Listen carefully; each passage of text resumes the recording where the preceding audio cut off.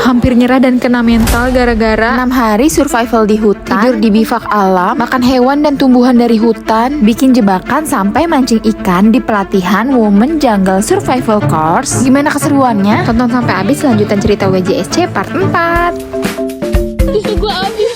Setelah paginya kita belajar golok, terus bikin bivak dari alam dan bivak solo dari flysheet, kita masuk ke materi perapian. Di sini kita belajar buat bikin api tanpa menggunakan korek. Jadi cuma pakai pemantik kayak gini, guys. Jujur ternyata nggak semudah yang dilihat, guys. Ini susah banget.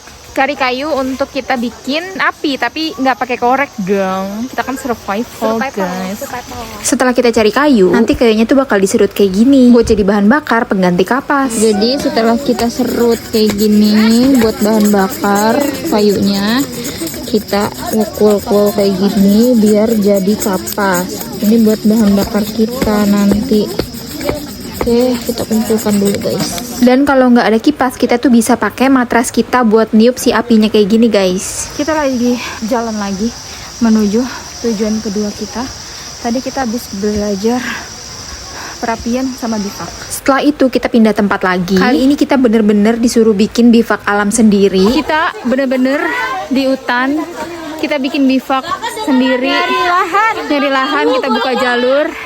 Kita bikin bivak sendiri dari alam. Ini kita lagi bersihin lahan biar safe buat kita tidur malam ini. Kita cuma dikasih waktu 2 jam, tapi sampai malam tempat kita buat tidur itu belum jadi-jadi, guys. Tapi karena udah gak keburu, jadi kita ke materi yang lain dulu. Kali ini materinya tentang point of view. Jadi kita bakal ngedeskripsiin tentang diri kita sendiri. Ini adalah tempat tidur kita malam ini. Cuman pakai bivak dari alam. Semuanya kita ambil dari alam. Ya, kita nggak tahu bakal kuat apa enggak. Jadi kita nikmati saja malam ini. Sebenarnya di sini tuh kita lagi pada panik karena hujan badai dan bivak kita nggak cukup untuk kita berlima. Jadi semalaman kita hujan-hujanan tidur sambil duduk sampai jaket dan sleeping bag kita basah semua. Di sini kita udah pada kena mental, guys. Tapi kita berusaha untuk saling nguatin. Karena malamnya udah makin kacau, jadi aku nggak sempat videoin dan cuman sempat videoin pas kita bangun tidur aja. Dan paginya kita lanjut lagi belajar cara bedain makanan yang bisa dimakan dan yang nggak bisa dimakan.